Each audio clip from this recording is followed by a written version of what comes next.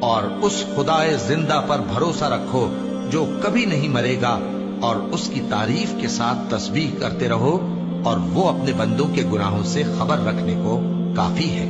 وہی جس نے آسمانوں اور زمین کو اور جو کچھ ان دونوں کے درمیان ہے 6 دن میں پیدا کیا، پھر عرش پر جلوہ افروز ہوا۔ وہ جو رحمان یعنی بڑا مہربان ہے، تو اس کا حال کسی باخبر سے دریافت کر لو۔ اور جب ان کفار سے کہا جاتا ہے کہ رحمان کو سجدہ کرو، تو کہتے ہیں اور رحمان کیا ہوتا ہے؟ کیا جس کے لیے تم ہم سے کہتے ہو ہم اس کے آگے سجدہ کریں؟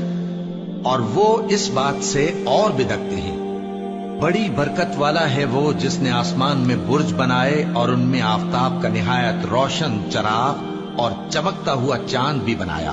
اور وہی تو ہے جس نے رات اور دن کو ایک دوسرے کے پیچھے آنے جانے والا بنایا۔